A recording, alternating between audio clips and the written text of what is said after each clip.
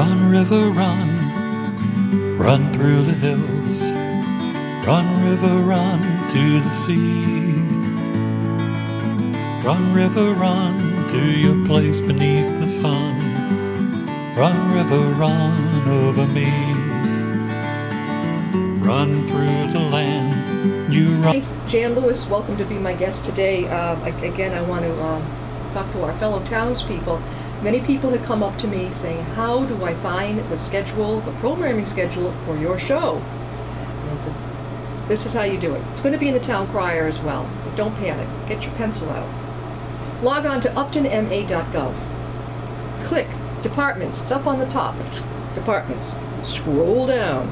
Click Cable Producer, Access Provider. Then click UCTV, Cable Programming, and you will be able to find out when Be My Guest is going to be on. See, it may change, off and on different weeks and all, so it's good to know that you can access it that way. Our viewers from all over the country, internationally, that's a different story. But this is for those who are right here in town trying to access the schedule. We now have a wonderful author on. His name is Chuck Miceli. I met him up at I'm having an New England. The New England, Authors Expo. Authors Expo in Danversport. Welcome, Chuck. Well, thank you, Jan. And Chuck brought Casey Morley with him, and we were talking with her today, another wonderful author. Chuck is the author of Amanda's Room, and we're going to hold this up. Talk about another cover that is really amazing. Did you design this cover, Chuck? Actually, I'm very proud to say my son and daughter-in-law did. They own an audio-video company, Yeah. and I gave them the concept, told them what I wanted the cover to capture, Yeah. and I said I would also like it to have a gothic feel. Oh, and definitely. They nailed it. Well, they definitely do. That is, there's no doubt about it that that's a gothic feel to it. The dark colors of it attracted my eye. And I did too. You and Casey Morley were sitting at the same table, and both of you have really cool books. Casey wrote Breathe, and then you wrote Amanda's Room, and the two of them, it's almost like you coordinated your colors in a way, because it was just. How long did it take you to write this? We'll get into the story, but how long did you take? Oh, okay. Before I do, I just want one quick change. Casey's is crawling out. You've been doing these interviews one after the other, so yeah. All right, we're good. Yeah, okay. Yeah. All right. And it's interesting because I think the covers are somewhat similar. How long I've been at it? I wrote Amanda's Room originally as a short story in 2005. Now I have not been at it all that time. I wrote it as a short story. I liked it, and then I put it away because I really was working on two other books, which I wanted to write.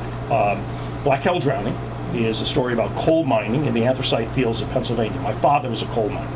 That was the book that I set out to write. As I started to delve into that story, I found out that I was not experientially, intellectually, and most importantly, emotionally ready to write that book. There's a lot of me, my family, my father, the relationship that is tied into that. And I wanted to do that justice, so I put it on the shelf.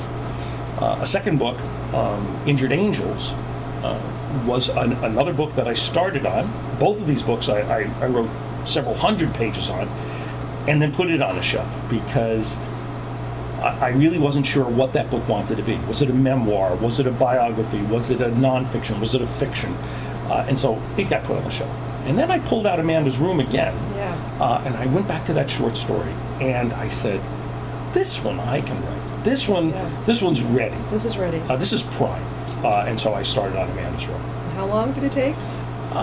I got back to it in about 2008, and then pretty much wrote steady for about 4 years. Are you a hand writer or a computer writer? Both. I started it journaling, so it was all written by hand originally. Sure. But then I found the process of writing, then typing into the computer.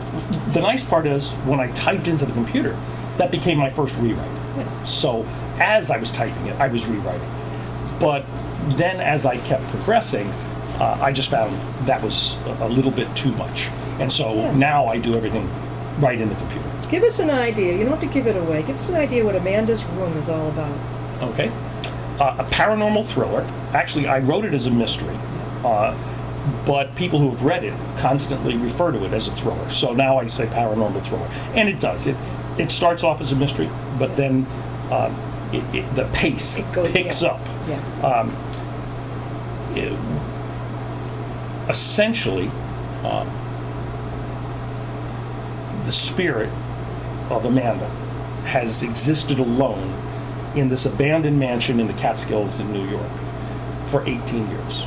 Died at a very, very young age, and so never learned how to communicate with words. She learned how to communicate by manipulating the environment and then the weather. And so, the more frustrated Amanda becomes with her inability to communicate what it is that she needs to communicate, the more violent the weather becomes. So, 4 years to write it, and about the spirit of a young girl who communicates by manipulating the weather, especially violent weather. Now tell us what happened as the story goes on. Did anybody discover her? Well, one interesting aspect of the book, and I'm pretty proud of the way that turned out. At the end of the book, when you're finished reading it, you could argue that Amanda really never existed at all. That maybe this was all just people's imagination. That's what I wondered. Yeah. Yeah. Or you could argue very forcefully, not only did she exist, not only did she control the weather, Amanda was the weather. Yeah. And that's what I set out to do. That is, what gave you this thought? Well, in the short story, I simply came up with the idea of a room. A room that had a perfect environment. A room in which you were complete peace. In fact, I refer to the book, in the book, I refer to it as kind of a Shangri-La. Yeah. Just this perfect universe all of its own. Yeah. And then, so the central question of the short story was, if you could have that environment, if you were in charge of it, if you controlled it, what would you do with it? Yeah. Would you use it for good? Would you find some way to bring world leaders in and have them communicate in this environment where nobody could deceive anybody else? Yeah. But then when I decided to expand that into a novel, I said, okay, it needs a bigger story, it needs a bigger conflict. So rather than just the room, first of all, the question is, so how did this room start? How did this environment emerge? And so came up with the concept of how it emerged. And we can talk about that in a second. Sure. But then, and what about the room? If I want a bigger story, could it affect the area around the room? Could it affect the house? Sure. Could it affect the area around the house? Could it infiltrate? Could it affect the neighborhood? Yeah. Could it affect the world? And so I expanded the universe in which this happens. And then I also said, well, now, it manipulates the environment. Well, I've seen stories where chairs get moved around or the lamps turn on and off. Yeah. But what else? What else? What could you control that's more powerful? And then I thought, the weather. Oh, yeah. What if? And then it came to me, I've read and tons of books and seen tons of movies where the weather was the background. Yeah. Something scary happens and you see the bolt of lightning, you hear the thunder. Gets dark. Or it's dark. Yeah. But then I thought, well, instead of making the weather the background, what if I could create a book where the weather became one of the characters? In fact, became the central character. So in Amanda's room, the weather is not something that's happening in the background. The weather is the story. Yeah. That's unusual. I haven't seen anybody go into that type of genre where the weather is the main factor in the story. And it just came to you. You didn't ponder it for too long. It just came to you. Well, it's kind of like the difference between plagiarism and creativity is the number of your sources. Yeah. So while I was writing Amanda's Room, I'm reading Stephen King's Christine. Oh, yeah. Christine is an inanimate object that possesses human-like qualities. Was that the car? The car. I'm also reading Pet Sematary. Oh, yeah. And in Pet Sematary, there's this environment that has all of these supernatural powers. Right. I'm also reading Sebastian Junger's The Perfect Storm. Isn't that was that the movie? That became a movie. All right, yeah. And I read the book and then I saw the movie. Yeah. But this idea of these people in this little boat going out into the middle of this maelstrom. Right. Well, I think the amalgamation of all of those, at the same time, I'm taking courses on weather. I took the U.S. Power Squadron's course on weather forecasting for mariners. Yeah. So I'm studying about the weather. I'm going on the internet, reading about the weather. I'm reading all of these books. And so it was this amalgam of all of these thoughts and ideas that fed one into the other. Oh, yeah. And it was wonderful how the synergy, how they all came in together. That's how it all gelled together. Yeah. What do your kids think about this? Oh, they like it. They're grown, right? They're all grown now. They're all grown. The earlier versions of them, Yeah. my daughter-in-law is one of my principal editors. And the comments I got back, nobody talks like this unless they're over 60. If you didn't have cliches, you'd have nothing to say. And it was wonderful because that kind of honest, grating feedback Yeah. challenged me after I got my ego Yeah. bruised and Yeah. got over it. Yeah. That challenged me. Let me guess. They're millennials? Yeah. Yeah, mine too. Yeah. We're just like so weird to them. Yeah. It was a shock at Yeah. first. Yeah. But God bless her. Yeah. That forced me to write better. And you can ask 100 people who all tell you, oh, the story was very interesting. That doesn't help a lot. Yeah. What you need is for people to be brutally honest. Oh, yeah. And tell you what doesn't work. And so now, I used to say to people, I'd hand them the book, I say, do me a favor, tell me how you like it. I don't say that to anybody anymore. Yeah. Now I hand them a book and I say, tell me what gets in the way of your really enjoying this. Do they do it? Yeah. They do. Okay. Oh, A lot of people would be too shy to do it. I ask a lot of people, and I get a lot of good feedback. And they do actually feedback to you. Yeah. Not everybody. Too many. Many people don't want to hurt your feelings. But as a writer, having a lot of people who are being nice to you doesn't help. I wouldn't think so. No. Yeah, I do memoirs for people to hand down to their families. They that type of thing. And we sit there for an hour and a half, 2 hours every time we meet, and it's a lot of honesty back and forth, and this it can take months. But is there anything coming up to this? Is there a sequel? Maybe. Maybe. Well, as I said, there are 2 other books Yeah. that I have to write. Those are the books that, if I died the day after I finished Black Hole Drowning, I would be content. But that's a nonfiction, right? That's. No, it'll be a fictionalized. Everything in that book will be true. Based on Truth. Yeah. But it'll be an amalgam of stories from many, many different families. It'll just be, it's all happening to one lineage. And it did happen, actually, right? Oh, yeah. And coal mines are a world unto themselves. There's a new book out about, what was it? Ecuador? Where was that coal mine? Oh, yes, that's right. That book is out, and I've just ordered it. Yeah. It's something about in the caves or deep dark or something in the caves. Well, Yeah. I want to read that Yeah. one. We're talking with Chuck Miceli, and he is the author of Amanda's Room. And you would call it basically a mystery thriller, would you say, or how would you? Yeah, as I said, people really refer to it as a thriller, and the book is like a locomotive. It starts off slow. I do a lot of character development at the beginning. I want you to fall in love with these characters. I want you to get to know them very intimately. But then once I tell people, once I get you on the pond, and with Chris and Drew in the boat, Yeah. I've got you. Yeah. And from then on, I won't let you go. And I will keep you awake at night, but not because you're scared, because you want to know what happens next. Yeah, well, you want to finish. You want to know the end of. Chuck, how do people get a hold of you in the book? How would they get a hold? All right, I have a website, authorchuckmiceli.com, and so they can check there for postings about kind of what I'm up to. The book is widely available on the net, but predominantly through Amazon.com, BarnesandNoble.com, Smashwords.com. Those are the kind of the big 3. And then it's available on multiple websites. It's also available locally in stores and libraries in Connecticut. Haven't really branched out beyond Connecticut at this point. Come this way. Yeah, come to Massachusetts. It's Chuck Miceli, Miceli, 1 L on your on how to get in touch with you. Yeah.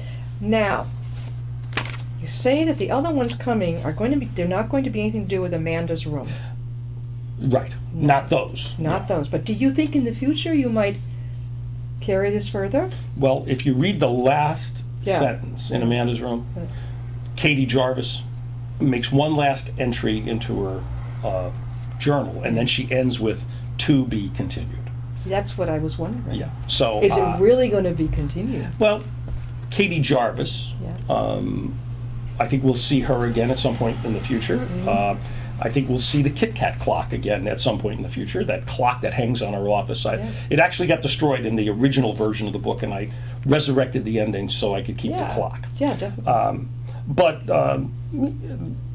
it's a definite possibility.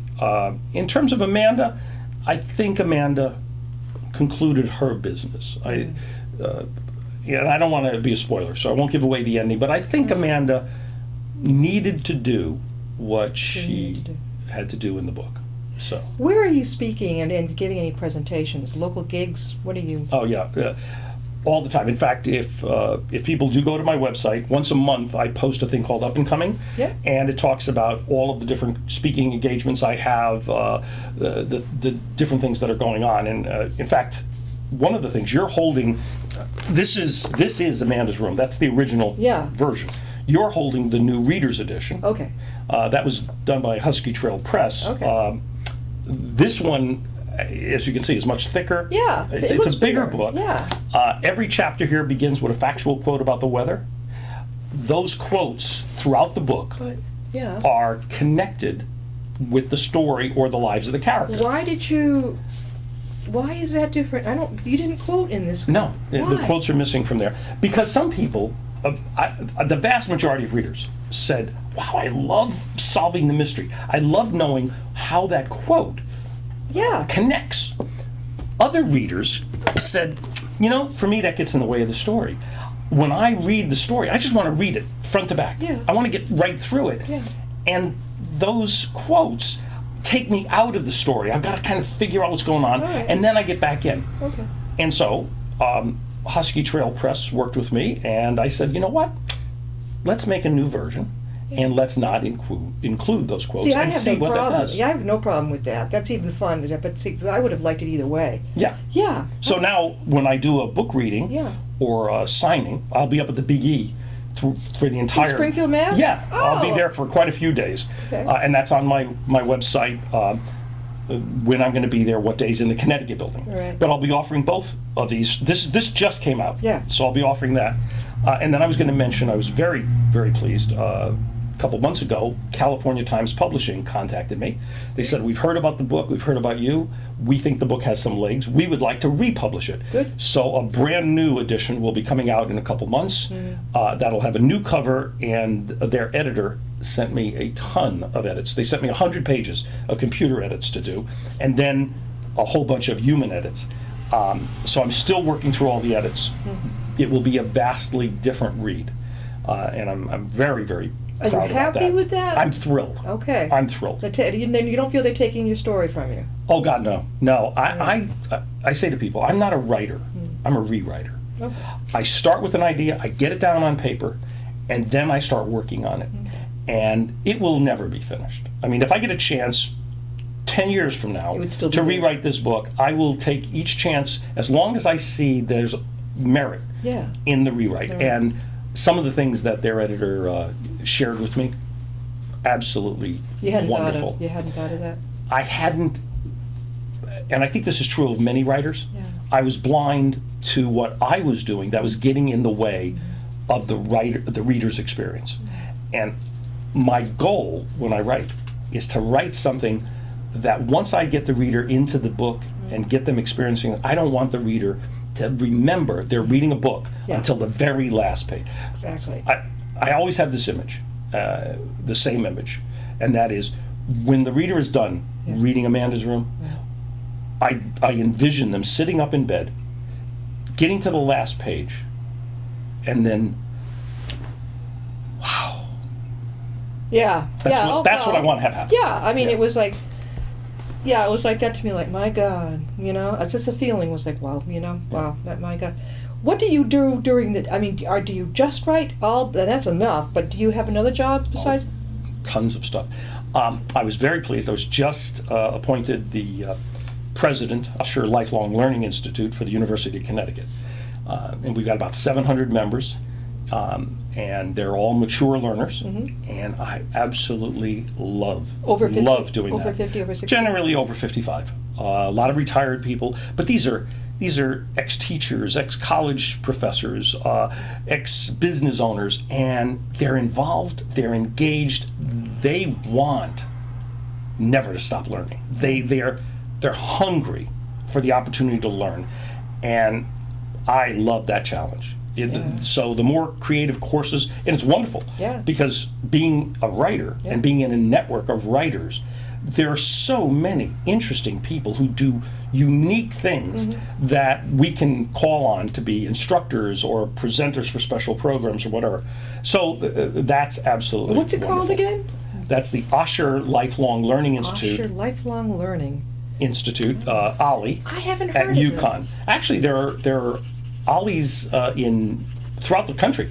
Right here in I would not Massachusetts? be surprised if there aren't even more than one. Osher, O-S-H-E-R? OSHER, Lifelong Learning Institute. Okay, I will look that up. That In sounds fact, if you fascinating. look at the front of the book, I acknowledge them in my acknowledgments. even read- The back of the book. Because I actually wrote much of Amanda's Room while taking OLLI courses. And they were writing courses. It's in the acknowledgments. It's in Oh, okay. the All right, back all right. section, yeah. And now what else do you do? Well, I was the chairman of the board for Every Dollar Feeds Kids. We raise money to give to hungry kids in Mexico, Ecuador, and the United States. I've done that for a number of years. In fact, a portion of the proceeds of the book go to EDFK. That's wonderful. So that's kind of near and dear to my heart. Do an awful lot of readings, book readings, and book signings. I'll be up at the Big E. I do readings for libraries. I was Love. wondering. All right, let me tell you. Go ahead. I've had both reactions. You know, when I've been to help authors get them out there and scheduled, I have had two different reactions to libraries. Like, was really great. We had a lot of people. Yeah. Or no one showed up. Yeah. Do you say that the library didn't get the word out, or what? Mhm. I don't get. Well, I've had both. Certainly, a lot of it has to do with how well organized the library is. Yeah. How established their program is. Yeah. There's some libraries, all their patrons know every month there's going to be or every week there's going to be another author, Yeah. and it's going to be interesting. And so the patrons are used to coming. You'll get 20, 30, 40 Yeah, people. I've been in there. Yeah. Other libraries will say, would like to have you come, but they haven't tried it before. Yeah. And so they put something in the newsletter blurb. along with a dozen other blurbs, Yeah. and you get 3 or 4 people. And if I get 3 or 4 people, that's 3 or 4 more people that hopefully I have an opportunity to share with. Well, they say for every one person, it gets out to 10 or 15 people. Yeah. But, you know, also speaking, do you give the presentations too, along with your... I'm glad you asked that. Yeah. Originally, when I would do these speaking engagements, Yeah. I would spend most of the time talking about me and my book. Frankly, what I find is people don't really want to know a lot about the book. What they are really interested in is the author, the experience of writing, Right. what that's like, because so many people would like to write a book on their own. Sure. And so I stopped spending a lot of time on the book. And what I started doing was talking about the craft of writing. So I do a whole section, a presentation on the art of mystery writing. And there really is an art. And so it's, how do we authors catch you? How do we catch your interest, and how do we keep it? What are the tricks of the trade? People love that. And so by changing it around and emphasizing less the specifics of the book and more the specifics of the craft of writing, Yeah. I was more interested. So I was able to share with people much better than by just telling them, oh, this is what my book is about. Just the and, pitch for the book, yeah. Yeah. I've noticed that different authors have different approaches. You know, at the expo that I met you at, Yes. it's interesting. Some authors just sit there. They don't reach out. If somebody goes by you and looks, say, hi, how you doing? I mean, reach out, you know. But they just like, and then they wonder why, you know. But sometimes it doesn't mean you're going to sell a book, but you've just networked with somebody. And then if you talk long enough with them, get their card, you see what I'm saying? And then you can always email them and say, it was a pleasure to meet you at my table. Let me know if there's an event that you would like me to speak at. Yeah. It's like chutzpah.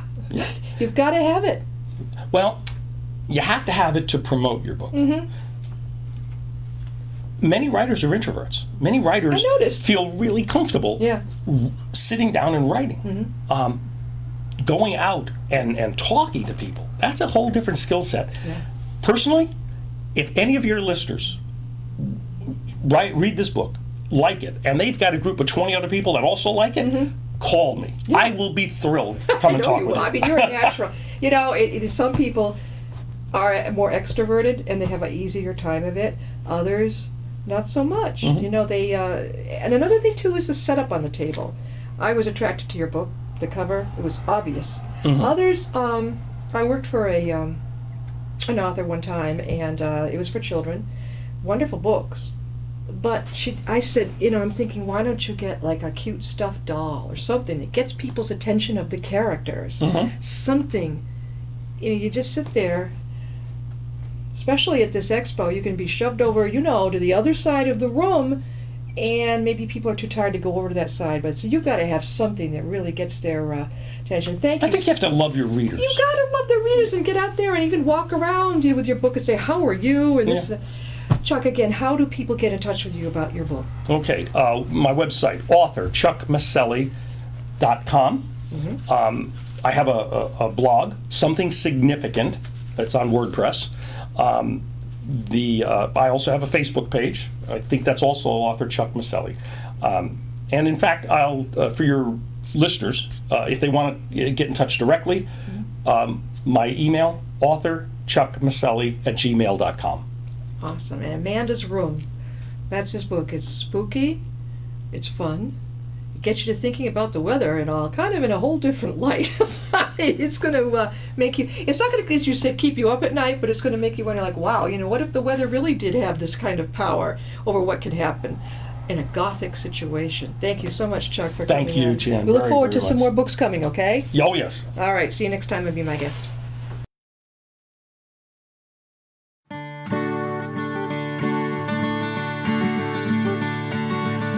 Run, river, run, run through the hills. Run, river, run to the sea. Run, river, run to your place beneath the sun. Run, river.